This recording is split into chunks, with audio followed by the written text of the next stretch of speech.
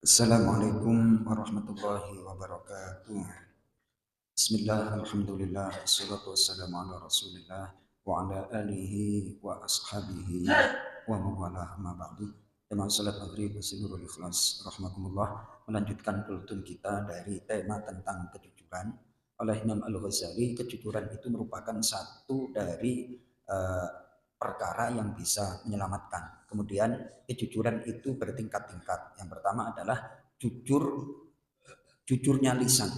Jadi lisan itu tidak mengatakan kecuali yang benar. Kemudian yang kedua adalah jujurnya niat dan keinginan. Dan itu kembali kepada keikhlasan.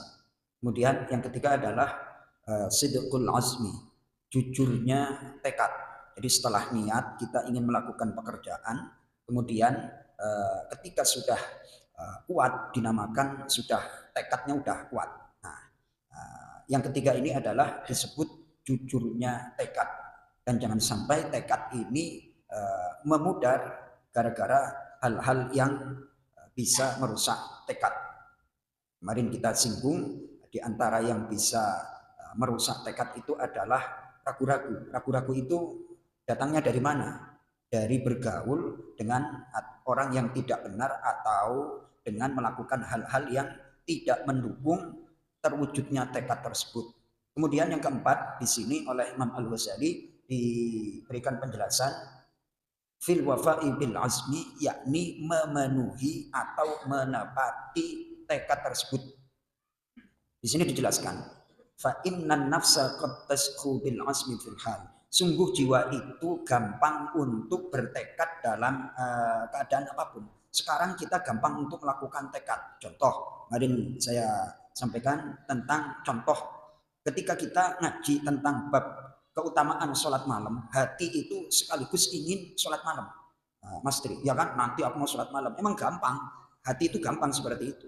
Nah kemudian illa masyaqqata fil wa'di wal azmi, karena bertekad dan niat itu berjanji nggak ada sulitnya sama sekali. Wal mu'natu fihi khafifah. Jadi nggak ada biaya lah yang namanya ingin mengumbar janji itu nggak ada biaya.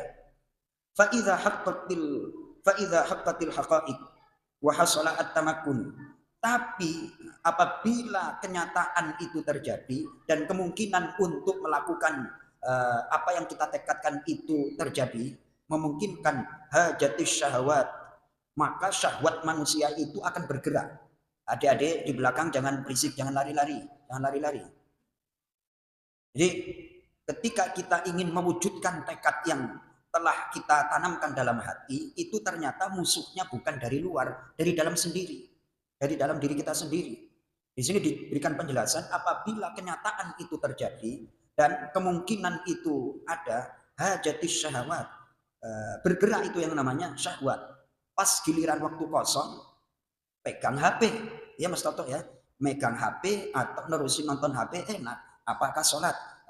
Witir lah. Sholat witir itu kan kemarin saya sampaikan Rasulullah tidak pernah meninggalkan sholat witir. Nah kita sholat witirnya tiap bulan Ramadan. Selepas bulan Ramadan 14. Padahal kenyataannya pagi kita puasa, benar apa enggak? Puasa enggak makan, aktivitas biasa-biasa aja. Tapi kok malah mampu untuk sholat tarawih, 8 rakaat, ada yang 20 rakaat, ada yang witir baca Quran. Nah ternyata bukan pekerjaannya yang berat, nafsunya yang liar.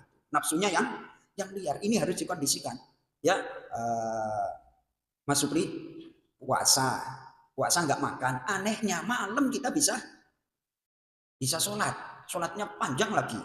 Terus sholat witir, baca Quran lagi. Anehnya hari-hari biasa, perut kenyang, malah nggak bisa apa-apa. Nah, itu berarti di sini oleh Imam Ghazali yang berat itu bukan pekerjaannya, ternyata yang susah menundukkan syahwat hawa nafsu.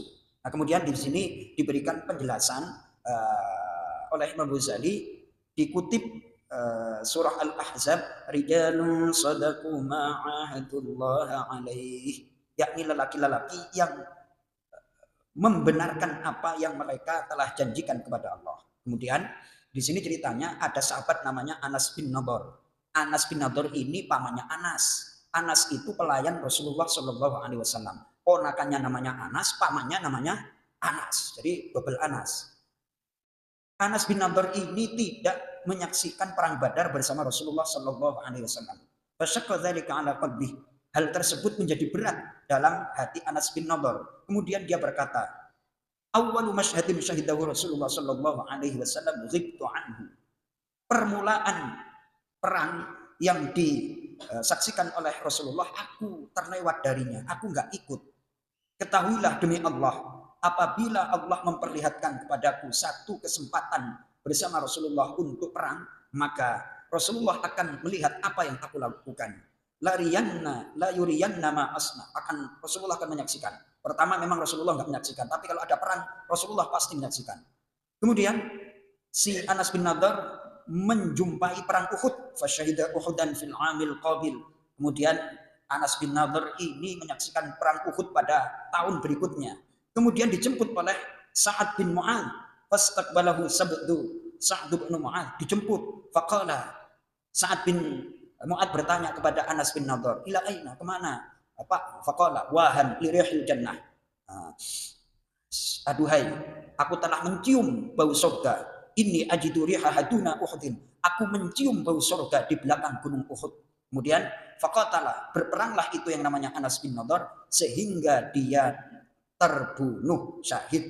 Kemudian dijumpai pada tubuhnya bid'un wa thamanuna, lebih dari 80 ma baina ramyatin wa darbatin wa ta'natin, yakni dijumpai lebih dari 80 berupa ditombak, dipukul dan diginikan itu di apa namanya?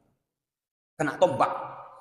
Kemudian faqalat ukhtuhu, saudaranya Mu'adz berkata, "Ma'araftu akhi illa bithiyabi." Aku tidak mengenali saudaraku kecuali dengan bajunya karena saking banyaknya tusukan ketika berperang. Nah, ini contoh untuk apabila punya tekad dieksekusi dengan amal. Pelajarannya adalah, ini pelan-pelan aja Mas Dri. Kalau sekiranya berat jangan janji. Janji yang bisa ditepati itu kira-kira ya bolehlah berjanji. Saya kasih contoh. Misalnya nih, Babe Yul, mana Ustadz kalau saya ada waktu mau jemput Ustadz, kemana Be? Ya ikut aja lah, kemana? Sono, Kalimalang, ya kan? Mana? Itu pagi sore kan kayak itu. Wah, itu baru janji yang insya Allah bisa dibalik. Jangan berat-berat janjinya, yang ringan-ringan aja. Habis itu nanti naik lagi ke berikutnya. Jadi janji amal soleh yang sekiranya bisa dilakukan. Jangan berat-berat dulu. Mudah-mudahan bermanfaat. Assalamualaikum warahmatullahi wabarakatuh.